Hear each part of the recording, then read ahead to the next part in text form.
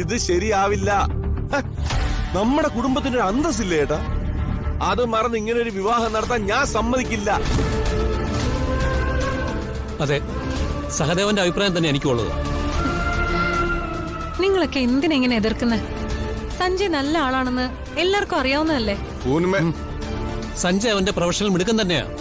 പക്ഷെ ഒരു കുടുംബ ജീവിതത്തിന് അവന്റെ സ്വഭാവം ശരിയാവുന്ന എനിക്ക് തോന്നുന്നില്ല. നിന്റെ ജീവിതം വെച്ച ഒരു പരീക്ഷണത്തിന് ഞങ്ങൾ തയ്യാറല്ല. അതെ, സഞ്ജയോടൊത്ത് സന്തോഷത്തോടെ ജീവിക്കാൻ പറ്റുമെന്ന് എനിക്ക് ഉറപ്പുണ്ട്. അതുപോരെ? വാശി പിടിക്കേണ്ട പൂർണിമേ. നിന്റെ അച്ഛന്റെ സ്ഥാനത്താ സഹദേവനും മഹാദേവനും. അവര് നിന്റെ നന്മയ്ക്ക് വേണ്ടി എന്തും പറയൂ. അതുകൊണ്ട് മോള് വാശി പിടിക്കാതെ ചെറിയച്ചമാര് പറയണതനുസരിക്കേ.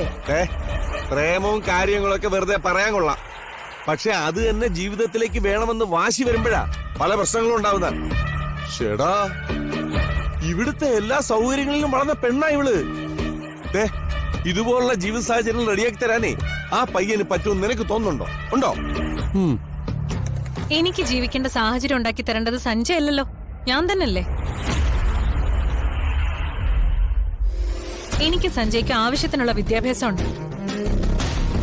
അതുകൊണ്ട് ഞങ്ങളുടേതായിട്ടുള്ള ലൈഫ് മുന്നോട്ട് കൊണ്ടുപോകാൻ പറ്റും.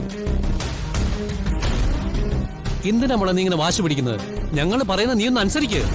അതെ മോളെ, നിനക്ക് യോജിച്ച പയ്യനെ ഇവരെന്നെ കണ്ടെത്തി തരും. ഇപ്പൊ ഇതൊന്നും പറഞ്ഞ ഇവിടെ തലേ കേറല്ല ചേച്ചി. പ്രേമം ഇവിടെ തലേ പിടിച്ചിരിക്കല്ലേ. അങ്ങനെയെങ്കിൽ അങ്ങനെ. പക്ഷെ എനിക്കൊരു ലൈഫ് ഉണ്ടെങ്കിൽ അത് സഞ്ജയുടെ ഒപ്പം മാത്രമായിരിക്കും.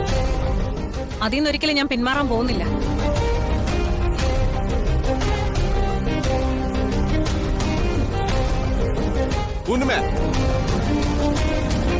ഇത് അഹങ്കാരമാണ് കേട്ടാ. ഇവളുടെ അഹങ്കാരത്തിന് നമ്മൾ കൂട്ടിവെക്കരുത്. അല്ലി ചേച്ചി, ഇവളെ പറഞ്ഞ് മനസ്സിലാക്ക്.